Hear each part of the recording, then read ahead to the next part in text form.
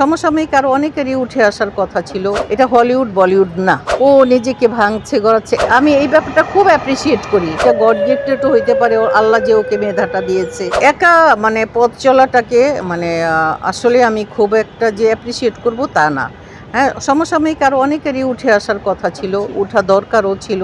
কারণ একটা মানুষ না হইলেও 50 বছরের বেশি তো আর সে কাজ করতে পারবে না, তাই না?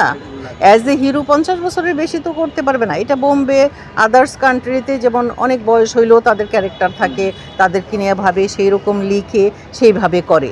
এটা হলিউড বলিউড না, এটা হলো বাংলাদেশ, তাই না? তো সেই ক্ষেত্রে আরও অনেকেরই উত্থান হওয়ার উচিত ছিল। যেমন আমি আরেকটি ছেলেকে নিয়ে খুব আশাবাদী ছিলাম, আরিফিন শুভ। হ্যাঁ, কিন্তু সেই অর্থে সাকিব যে অবস্থানে আছে, এটা তার অধ্যবসায়, তার চেষ্টা, তার পরিশ্রম, তার সব কিছু মিলাইয়া সে তার আজকের অবস্থানে।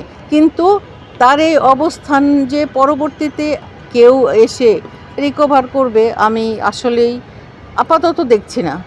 না, ইদানিংকালে তুমি যেটা বললে সেটাই ঠিক।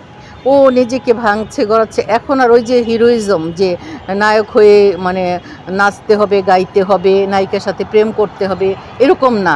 সে ক্যারেক্টার, তার প্রিয়তমাতেও সে সেটাই করেছে। আমি আমি এই ব্যাপারটা খুব অ্যাপ্রিসিয়েট করি। এটা খুব দরকার।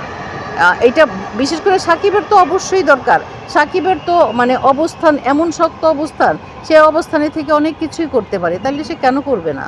ও হলো একা, ওর আশেপাশে ওর সমসাময়িক অনেকেই হয়তো আছে, কিন্তু কেন জানি না, হয়তো বা এটা গড গিফটেডও হইতে পারে, ওর আল্লাহ যে ওকে মেধাটা দিয়েছে, এটা গড গিফটেড হইতে পারে। এটা আছে যেটা আমি আগেও বললাম, যে ওর পরিশ্রম, ওর মেধা, ওর চিন্তা ভাবনা, ও ছবি নিয়ে ভাবে বা ছবি দেখে বা কী করা উচিত, কী করা উচিত না। যেহেতু এই পর্যন্ত এসেও সে একই জায়গায় আছে, একই জায়গায় নিজেকে ধরে রাখতে পেরেছে, হয়তো আর কারোর চেষ্টা এরকম নাই।